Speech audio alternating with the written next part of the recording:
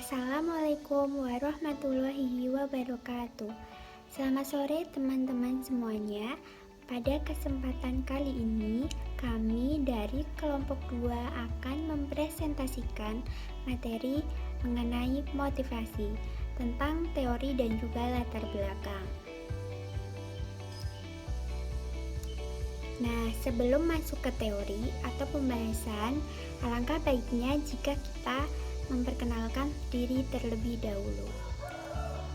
Kami dari kelompok 2 yang beranggotakan 4 orang terdiri dari para manareswara, nomor induk mahasiswa 2119311140, lalu ada saya sendiri Rita Trirahayu, nomor induk mahasiswa 2119311148, lalu Yuliana, nomor induk mahasiswa 2119311150, dan Muhammad Zikri Rosyidi, nomor induk mahasiswa 2119311153. Lalu masuk ke dalam pembahasan yang pertama mengenai konsep motivasi. Motivasi para pekerja merupakan satu aspek terpenting dan yang paling menantang dari aspek manajemen. Manajer harus pandai menangani kebutuhan dan tujuan masing-masing karyawan. Motivasi sebagai proses yang menjelaskan mengenai kekuatan, arah, dan ketekunan seseorang dalam upaya untuk mencapai tujuan. Lalu, konsep motivasi ini menyarankan individu yang berbeda dalam ganjaran yang mereka inginkan, bagaimana mereka berusaha untuk memenuhi kebutuhan mereka, dan bagaimana mereka memandang keadilan dari apa yang manajer coba lakukan untuk mereka dan lingkungan kerja. Lalu, pembahasan yang kedua mengenai latar belakang motivasi. Titik awal dalam merancang sistem motivasi adalah menyadari persamaan dan perbedaan dari generasi. Nah, perbedaan dari generasi tersebut disebabkan oleh ada 4 generasi di tempat kerja. Yang pertama itu ada generasi veteran, yang kedua baby boomer, yang ketiga Gen X, dan yang keempat Gen Y. Nah, keempat generasi ini memiliki ciri-ciri yang berbeda. Marilah kita bahas ciri-ciri tentang keempat generasi tersebut. Yang pertama ada generasi veteran atau generasi Perang Dunia II. Nah, generasi ini lahir antara tahun 1922 sampai 1945. Generasi ini memiliki ciri-ciri percaya pada kerja keras, berdedikasi tinggi, memiliki pengorbanan yang tinggi, dan penghormatan terhadap otoritas. Yang kedua ada generasi baby boomer yang lahir sekitar tahun 1946 sampai 1964, yang memiliki ciri-ciri yang pertama optimisme, memiliki etos kerja tim, gaya hidup sehat, dan kepuasan pribadi. Nah, generasi baby boomer ini seringkali bersedia untuk bekerja ekstra di tempat kerja mereka karena untuk menyelesaikan pekerjaan dan menikmati karir mereka. Lalu yang ketiga ada Gen X. Gen X ini lahir sekitar tahun 1965 sampai 1976. Nah, Gen X ini juga memiliki ciri-ciri diantaranya memahami pentingnya keberagaman, keseimbangan kerja atau hidup, kemandirian, kesenangan, dan juga informalitas. Nah, orang-orang di generasi X ini lebih sinis daripada generasi yang lain karena menempatkan langsung pada generasi sebelumnya, yaitu baby boomer. Lalu yang keempat ada Gen Y yang hidup sekitar tahun 1977 sampai 1999, yang memiliki ciri-ciri berorientasi pada tim, yang kedua keyakinan pada perusahaan, yang ketiga keamanan di tempat kerja, fleksibilitas dalam jadwal kerja, dan umpan balik yang berkonstruktif dan juga sering. Nah, 4 generasi ini memiliki perbedaan namun dapat berdampingan di tempat kerja yang dapat membuat sebuah motivasi menjadi lebih rumit. Nah, masing-masing generasi ini memiliki perbedaan.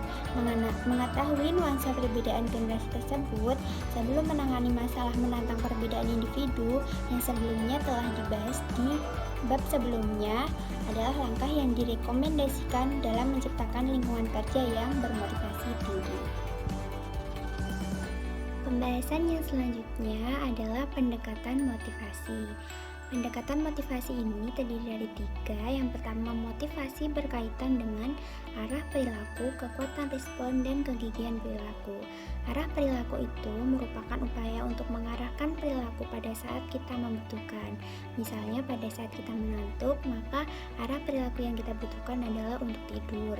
Yang kedua, tentang kekuatan respon. Kekuatan respon ini merupakan upaya untuk memilih atau mengikuti suatu tindakan. Contoh, apabila kita dihadapkan oleh dua pilihan yang berbeda, maka kita dapat memilih salah satu tersebut dengan kekuatan respon dari diri kita.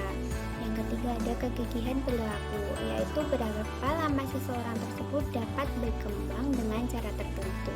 Misalnya, seseorang yang gigih dalam pendiriannya untuk mencapai sesuatu. Nah, yang kedua itu ada motivasi berkonsentrasi pada faktor-faktor yang mendorong pada aktivitas seseorang. Faktor-faktor yang mendorong pada aktivitas seseorang ini adalah faktor-faktor yang mengarahkan, mendukung, menggerakkan seseorang untuk melakukan suatu aktivitas. Nah, yang ketiga ada motivasi berkaitan dengan bagaimana perilaku dimulai, diberi energi, dipertahankan, diarahkan, dan diberhentikan, serta segala jenis reaksi subjektif apa yang ada dalam organisasi saat semua ini sedang berlangsung. Lalu selanjutnya ada pembahasan mengenai apa itu motivasi. Motivasi adalah konsep penjelasan yang digunakan untuk memahami perilaku yang diamati dan digunakan untuk menggambarkan kekuatan yang bekerja pada atau dalam diri seseorang untuk memulai dan mengarahkan perilaku. Sehingga motivasi merupakan kontributor yang signifikan bagi kinerja yang luar biasa. Pentingnya untuk mengetahui apa sih motivasi itu digunakan untuk meningkatkan pemahaman kita bahwa manajer lebih memilih karyawan yang bermotivasi tinggi karena mereka akan berusaha untuk menemukan cara terbaik untuk melakukan pekerjaan mereka. Pembahasan selanjutnya mengenai proses motivasi. Proses motivasi merupakan gabungan dari konsep kebutuhan, tujuan, dan juga dorongan serta reward atau ganjaran. Proses motivasi ini memiliki 6 tahap. Yang pertama, munculnya kebutuhan yang belum terpenuhi. Munculnya kebutuhan yang belum terpenuhi ini menyebabkan adanya ketidakseimbangan dalam diri seseorang sehingga seseorang itu berupaya memenuhi kebutuhannya dengan perilaku tertentu. Nah, yang kedua ada mencari cara untuk memuaskan kebutuhan. Seseorang kemudian mencari cara bagaimana dia dapat memuaskan kebutuhan itu. Yang ketiga ada mengarahkan perilaku ke pencapaian tujuan dengan cara yang telah dipilihnya dan didukung dengan kemampuan atau keahliannya. Yang keempat ada penilaian prestasi dilakukan oleh diri seseorang atau orang lain. Hal ini dilakukan akibat orang tersebut telah mencapai suatu pencapaian.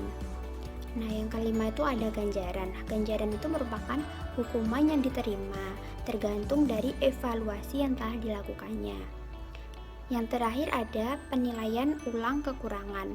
Nah, penilaian ulang kekurangan ini dengan melihat sejauh mana perilaku dan ganjaran telah memuaskan kebutuhannya. Lalu pembahasan selanjutnya adalah mengenai teori motivasi. Teori motivasi berdasarkan klasifikasinya terdiri dari 2 teori, yaitu teori motivasi isi dan juga teori motivasi proses. Teori motivasi isi adalah teori yang berfokus pada faktor-faktor dalam diri seseorang yang memberi energi, mengarahkan, menopang, dan mengentingkan perilaku. Teori motivasi isi ini memusatkan perhatiannya pada faktor-faktor dalam diri seseorang dan menentukan kebutuhan spesifik dalam diri seseorang tersebut. Teori motivasi ini nantinya akan dibahas oleh beberapa teori, yaitu teori hierarki kebutuhan oleh Maslow, teori Max-Grogan, teori 2 faktor, dan teori kebutuhan oleh M. Sisley.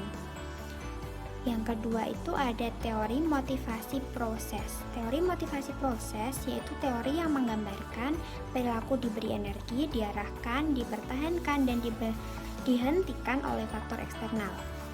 Teori proses ini berarti bahwa proses yang terjadi dalam pikiran seseorang yang pada akhirnya membuat orang menampilkan sebuah tingkah laku. Nah, teori proses ini juga akan dibahas oleh teori keadilan, teori harapan, teori penetapan tujuan, dan reinforcement. Nah, kedua teori ini akan memiliki implikasi yang penting bagi manajer yang pada dasarnya pekerjaan mereka terlibat dalam proses motivasi ini. Sekian pembahasan dari saya, lalu pembahasannya selanjutnya akan dilanjutkan oleh rekan saya.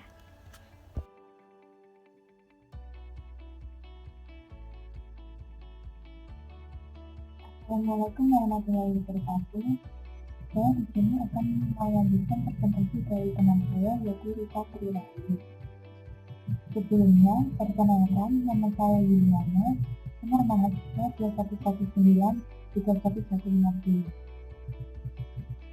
Saya di sini akan membahas tentang durasi kebutuhan Maslow.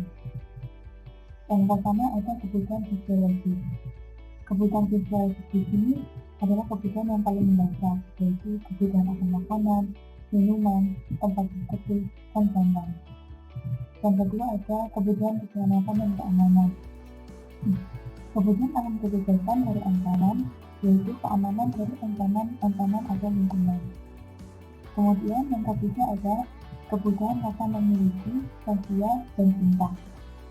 Kebutuhan akan persahabatan, afiliasi, interaksi, dan cinta. Contohnya di jurusan itu kayak kita membebaskan karyawan kita untuk bekerja bersama dengan rekan kerja dan bersosialisasi. Yang nomor 4 ada kebutuhan dihargai. Adalah kebutuhan untuk harga diri dan rasa hormat dari orang lain. Contohnya itu jika karyawan kita bekerja dengan baik dan mencapai target yang kita inginkan, maka kita berhak memberikan reward berupa kenaikan gaji atau kenaikan pangkat gitu. Yang kelima ada aktualisasi diri. Adalah kebutuhan untuk memenuhi diri sendiri dengan memaksimalkan penggunaan kemampuan dan keterampilan dan potensi. Kemudian saya akan melanjutkan membahas tentang teori IRG dari Althusser. Yang pertama ada kebutuhan kekerajaan. Adalah kebutuhan yang dipenuhi oleh faktor-faktor seperti makanan, udara, air, gaji, dan kondisi kerja.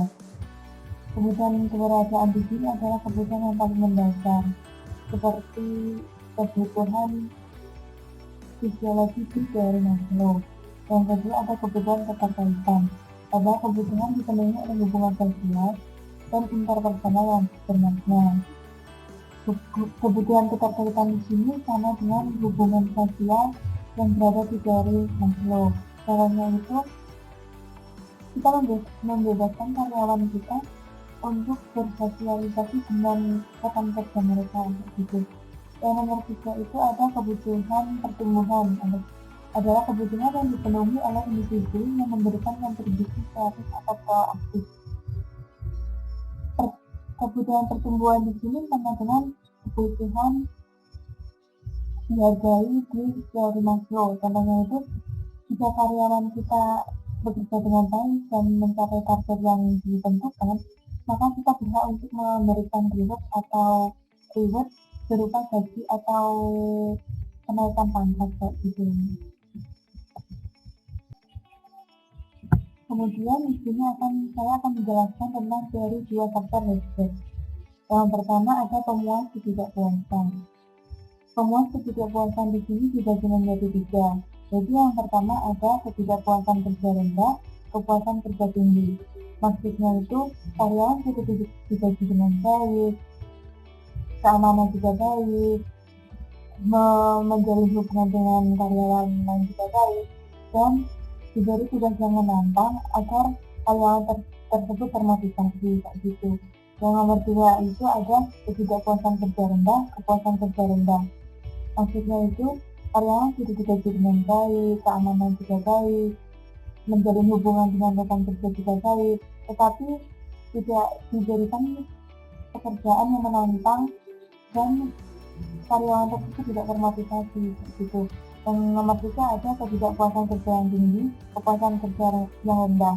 Maksudnya itu tidak karyawan tidak digaji dengan baik, keamanannya rendah, terus hubungan dengan karyawan lain itu buruk, dan tidak diberikan tugas yang menantang, dan tugas tersebut membosankan. Jadi karyawan tersebut itu tidak termotivasi sama sekali.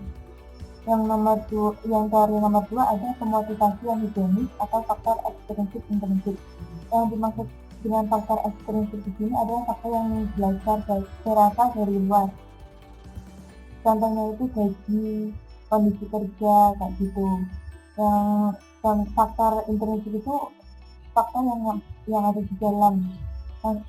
Contohnya itu kayak peningkatan rasa tanggung jawab, kepuasan tentang pekerjaan kita, kayak gitu. Kemudian di sini ada kritik terhadap teori Hesper. Yang pertama ada teori awalnya didasarkan pada gambar orang Amerika, akuntan dan insinyur.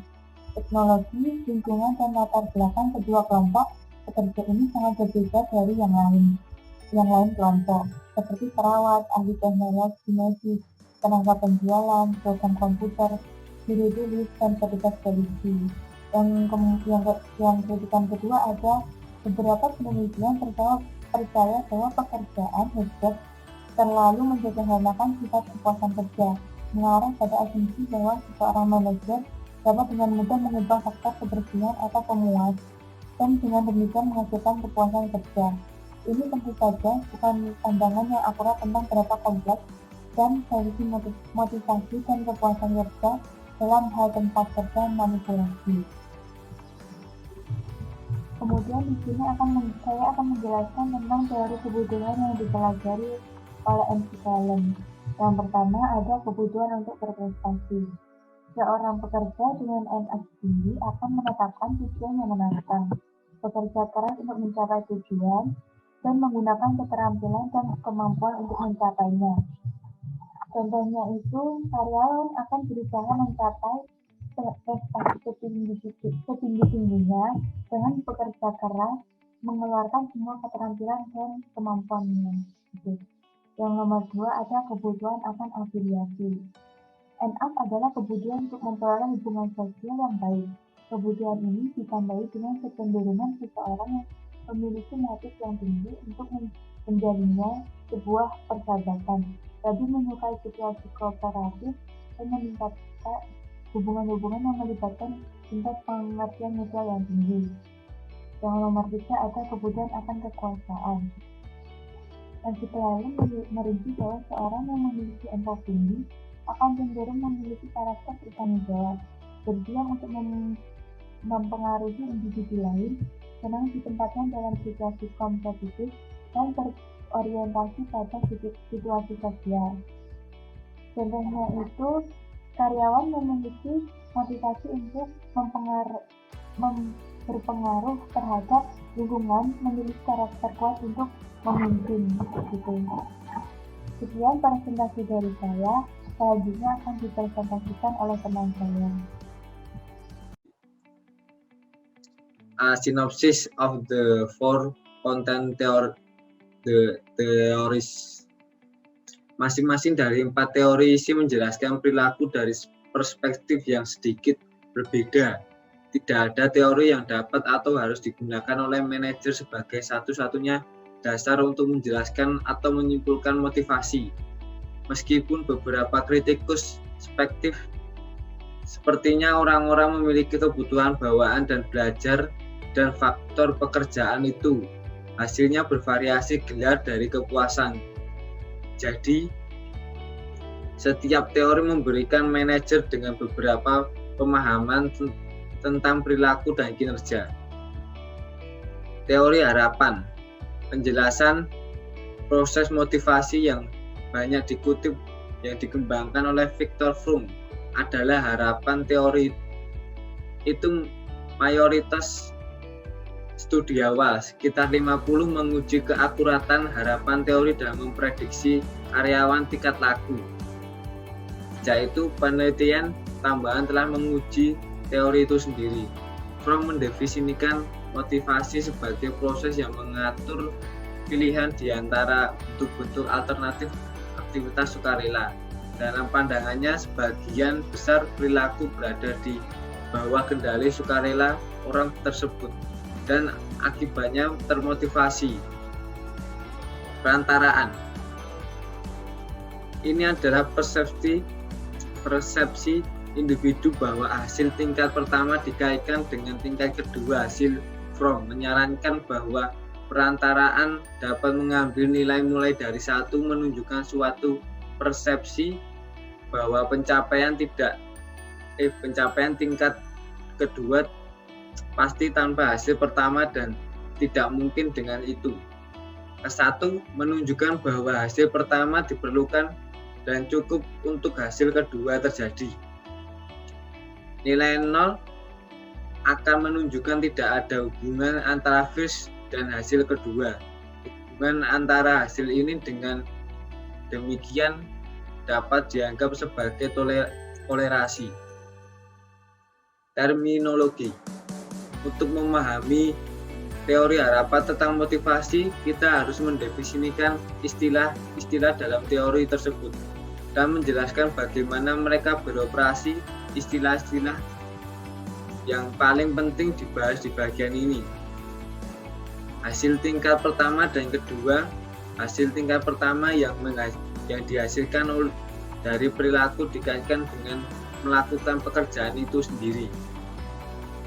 Hasil ini mencakup produktivitas, ketidakadilan, dan penggantian dan kualitas produktivitas. Perantaraan. Ini adalah persepsi individu bahwa hasil tingkat pertama dikaitkan dengan tingkat kedua hasil. Fromm menyarankan bahwa perantaraan dapat mengambil nilai mulai dari 1, menunjukkan suatu persepsi bahwa pencapaian tingkat kedua pasti tanpa hasil pertama dan tidak mungkin dengan itu. Ke-1 menunjukkan bahwa hasil pertama diperlukan dan cukup untuk hasil kedua terjadi. Nilai 0 akan menunjukkan tidak ada hubungan antara first dan hasil kedua.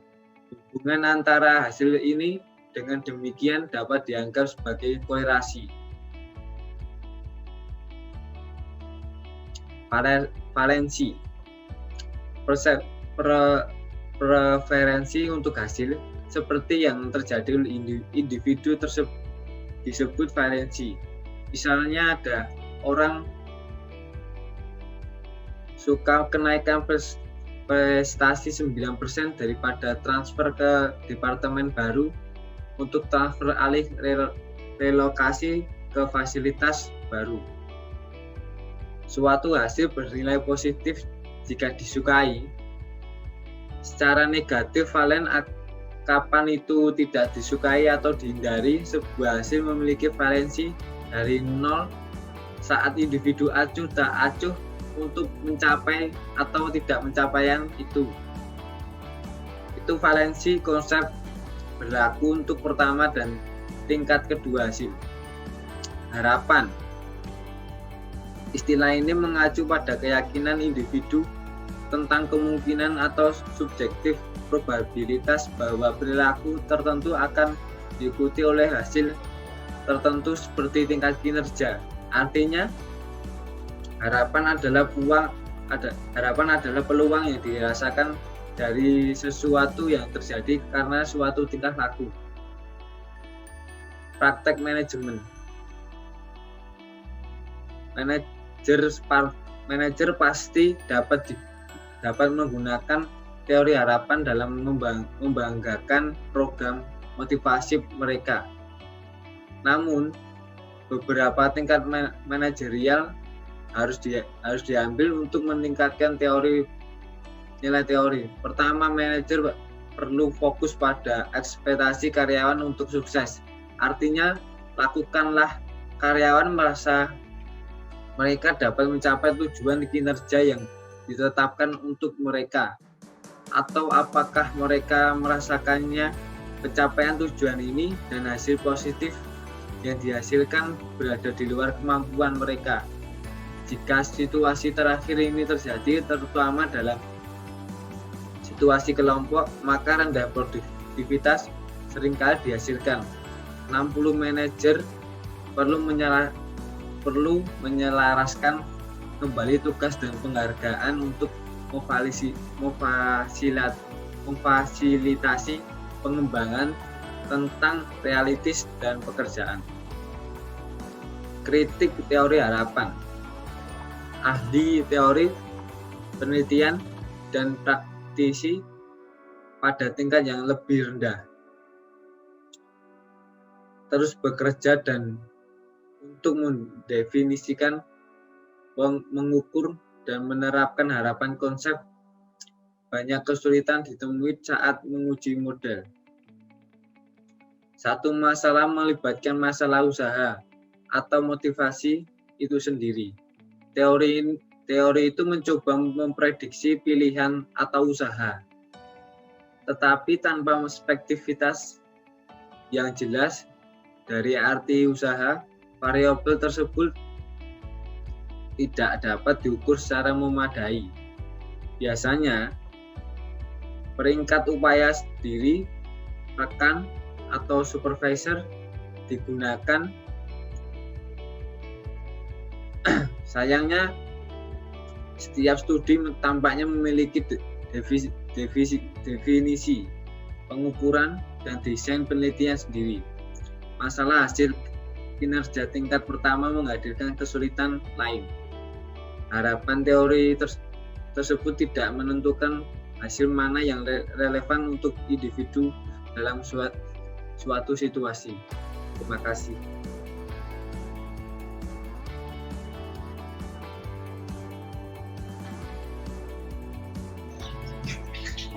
Ya.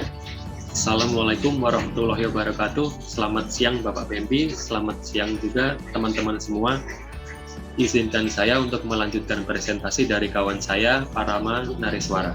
Sebelumnya, izinkan saya untuk memperkenalkan diri. Nama saya Muhammad Zikri Rosyidi, nomor induk mahasiswa 2119311153. Di sini saya akan menjelaskan apa itu teori harapan dan teori ekuitas.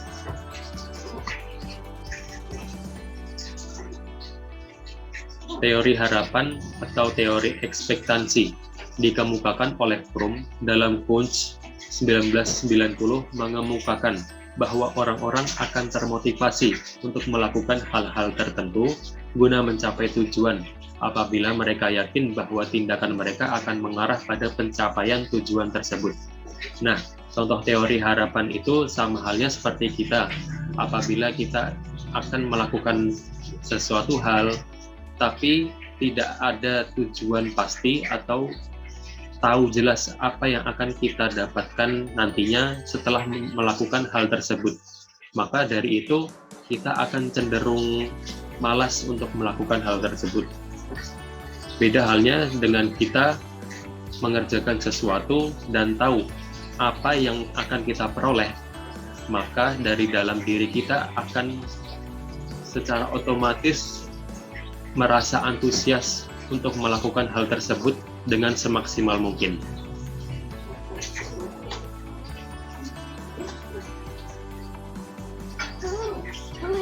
Faktor yang mempengaruhi tingkat harapan.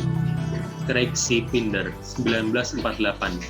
Dalam bukunya Work Motivation berpendapat bahwa ada beberapa faktor yang mempengaruhi tingkat harapan atau ekspektansi seseorang, yaitu yang pertama, poin A, harga diri. Korelasi antara teori harapan dengan harga diri adalah penilaian individu tentang dirinya sendiri atau pandangan dari orang lain terhadap dirinya. Semakin tinggi harapan kita untuk termotivasi menjadi pribadi yang lebih baik, maka semakin terangkat juga harga diri kita sendiri. Poin B adalah keberhasilan waktu melaksanakan tugas.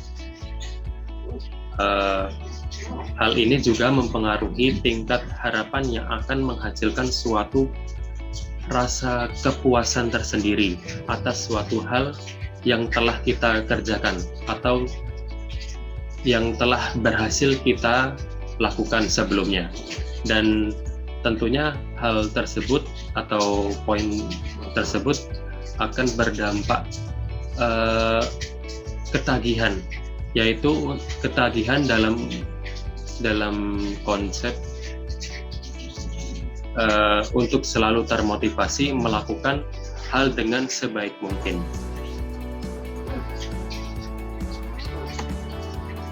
Poin C adalah bantuan dan yang dicapai dari seorang supervisor dan pihak bawahan. Di sini menggambarkan betapa pentingnya peran dukungan dari supervisor atau biasa dilakukan oleh manajer juga dan bawahan untuk selalu memberi motivasi pada kita untuk mencapai suatu harapan, ekspektasi yang telah kita damba-dambakan. Yang berikutnya poin D. Poin D adalah informasi yang diperlukan untuk melaksanakan suatu tugas. Nah, dibutuhkannya informasi yang jelas terkait tugas atau pekerjaan yang kita lakukan agar seorang pekerja atau diri kita semakin jelas untuk melangkah selanjutnya dan melakukan strategi terbaik untuk mencapai goals kita yang telah kita tentukan. Nah, yang terakhir, poin E adalah bahan-bahan baik dan peralatan baik untuk bekerja. Di sini, bahan atau peralatan konteksnya sebagai faktor penunjang kesuksesan saat mengerjakan sesuatu. Faktor penunjang ini bisa kita gunakan untuk mempermudah pekerjaan dan memaksimalkan hasil kerja kita.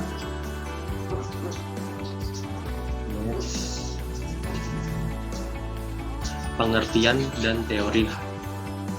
dari teori harapan di dunia kerja. Teori harapan menyatakan bahwa motivasi karyawan adalah hasil dari seberapa jauh seseorang menginginkan imbalan atau ekspektasi. Statement ini menjelaskan bahwa semakin besar atau semakin menggiurkannya imbalan di mata pekerja sendiri, maka akan semakin besar juga motivasinya untuk bekerja lebih giat lagi, dan hal tersebut juga akan berdampak bagi seorang pekerja itu sendiri dan juga dari pihak perusahaan untuk menjadi lebih baik lagi. Nah, lalu harapan adalah keyakinan bahwa upaya yang lebih baik akan menghasilkan kinerja yang lebih baik. Seperti jika kita bekerja di suatu perusahaan yang kemudian sudah dijanjikan oleh pihak perusahaan atau menginginkan komisi atau tunjangan lebih, maka kita juga diharuskan untuk bekerja lebih baik dan lebih giat lagi. Next.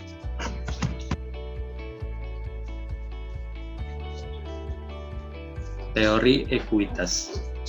J. Stacy Adams, psikolog penelitian di General Electric Company, mengembangkan dan menguji teori ekuitas motivasi.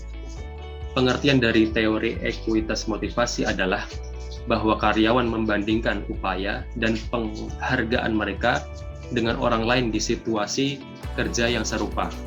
Teori motivasi ini didasarkan pada asumsi bahwa yang bekerja dengan imbalan penghargaan dari organisasi dimotivasi oleh keinginan untuk diperlakukan secara adil di tempat kerja atau organisasi.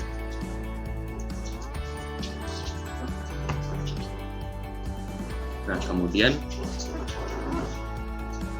teori ekuitas mengilhami aliran penelitian baru untuk menjelaskan sikap dan perilaku karyawan, yaitu konsep keadilan organisasi atau derajat kepada orang-orang yang mana merasa diperlakukan secara adil di tempat kerja atau organisasi. Nah, konsep ini ada 4 komponen utama penelitian, yaitu yang pertama, keadilan distributif. Keadilan yang dirasakan tentang bagaimana sumber daya dan lingkungan didistribusikan ke seluruh organisasi. Konsep ini berkaitan dengan seperti contohnya adalah kompensasi yang dibagikan secara merata, tidak ada pilih-pilih, dan bahan atau peralatan penunjang pekerjaan yang tersampaikan secara merata untuk pihak-pihak yang berkaitan, serta informasi perusahaan yang dikomunikasikan jelas oleh semua pihak, dan lain-lain. Yang kedua adalah keadilan prosedural. Mengacu pada kesetaraan atau kewajaran proses dan prosedur organisasi yang digunakan untuk membuat keputusan sumber daya dan alokasi. Nah, di sini karyawan menerima pengambilan keputusan di bidang pekerjaan oleh atasan atau manajer secara adil, termasuk keputusan yang terkait dengan kompensasi, penilaian kerja, pelatihan, dan juga tugas kelompok kerja. Next. Yang ketiga adalah keadilan interpersonal. Suatu penilaian yang dibuat oleh karyawan tentang apakah mereka merasa diperlakukan secara adil oleh atasan mereka dan otoritas lain dalam organisasi. Nah, konsep ini mengacu pada penilaian karyawan tentang apakah mereka diperlakukan secara adil oleh atasan mereka atau tidak dengan otoritas organisasi lain. Yang keempat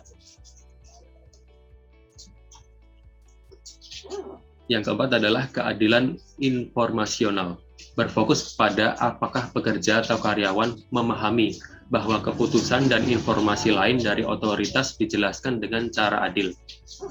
Nah, konsep ini juga penilaian karyawan. Apakah pihak atasan sudah mengkomunikasikan hasil keputusannya secara adil, menyeluruh, sehingga seluruh pihak yang berkepentingan telah mengetahui akan hal itu atau tidak. Sekian dari bagian saya, akan dilanjutkan bagian tentang kasus. Terima kasih.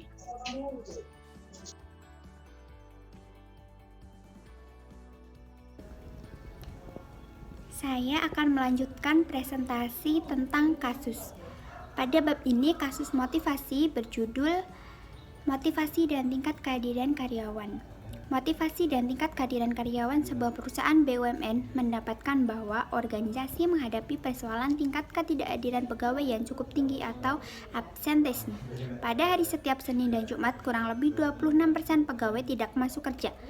Praktik ini sudah membudaya, sehingga membutuhkan penanganan serius untuk memperbaikinya.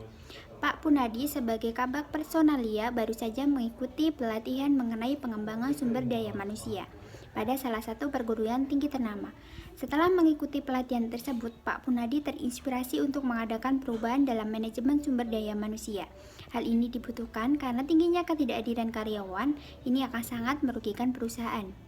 Ini kiat Pak Punadi untuk mengatasinya. Setiap hari Jumat pukul 15.00 diadakan undian. Kartu absen semua pegawai yang bekerja penuh mentaati jam kerja pada minggu itu akan dimasukkan ke dalam kotak undian. Setiap minggu, 2 orang pemenang akan mendapatkan kompensasi berupa voucher belanja sebesar 300.000. Prestasi dalam kehadiran juga merupakan salah satu elemen penting untuk memilih karyawan. Lalu dari kasus ini terdapat 4 pertanyaan kasus. Di antaranya, nomor pertama, apa kemungkinan-kemungkinan yang dapat menyebabkan karyawan malas datang ke tempat kerja secara umum bisa terjadi di perusahaan manapun? Jawaban dari kelompok kami, karena adanya demotivasi. Demotivasi yaitu kehilangan semangat motivasi untuk kerja. Lalu yang kedua, gaji yang didapatkan kurang sesuai. Malas melakukan pekerjaan karena masalah gaji yang diberikan tidak sesuai dengan tenaga dan waktu yang dikeluarkan oleh karyawan. tidak memiliki kemajuan. Ketidakadanya kemajuan terhadap posisi perusahaan atau ketidakmajuan posisi dari karyawan tersebut membuat seseorang karyawan malas untuk bekerja. Lalu lingkungan tempat kerja yang tidak nyaman. Lingkungan kerja yang tidak nyaman akan membuat seorang karyawan mencari tempat kerja baru. Lalu kurang nyaman dengan atasan. Mendapatkan atasan yang kurang menyenangkan akan membuat seorang karyawan malas mengerjakan tugas. Dan sistem kerja yang kaku. Suatu profesi yang mengharuskan mengikuti protokol kerja yang kuat akan membuat motivasi karyawan untuk bekerja berkurang. Demikian presentasi dari saya, akan dilanjutkan oleh rekan saya. Baik, saya akan melanjutkan menjawab studi kasus nomor 2, yaitu selidiki kasus tersebut dengan pendekatan teori X dan teori Y. Teori X pada kasus tersebut terlihat bahwa terdapat 26% pegawai yang tidak masuk kerja setiap hari Senin dan Jumat. Hal ini akan sangat berdampak buruk atau bahkan merugikan pada pihak perusahaan.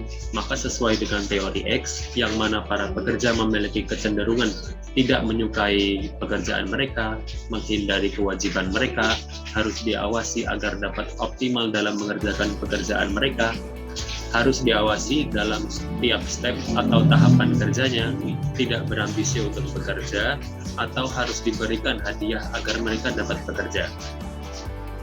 Oleh karena itu, dalam penerapan teori X selaku pihak kabag personalia adalah Pak Punadi mengatasinya dengan mengadakan undian setiap hari Jumat dan setiap periode akan ada 2 pemenang. Hal ini dibuat dengan tujuan memberi motivasi pada para pekerja agar selalu menaati peraturan perusahaan.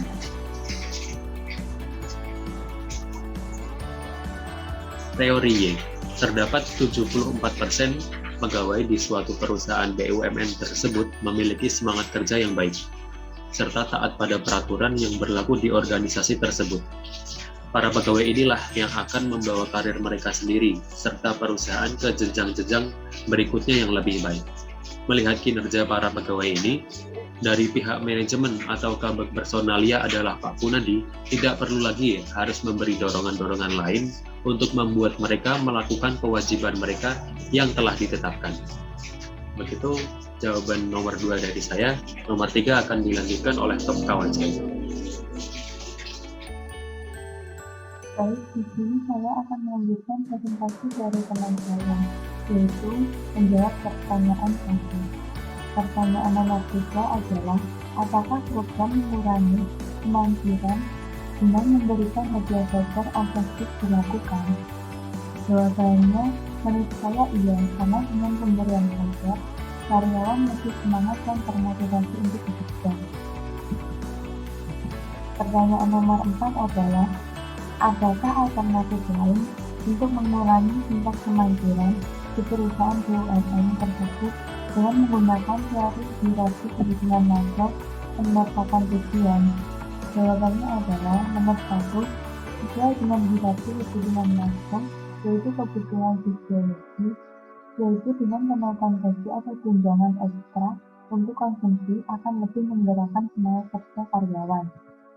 Yang nomor 2 adalah kebutuhan keamanan, yaitu dengan memberikan suatu jaminan kepastian jabatan.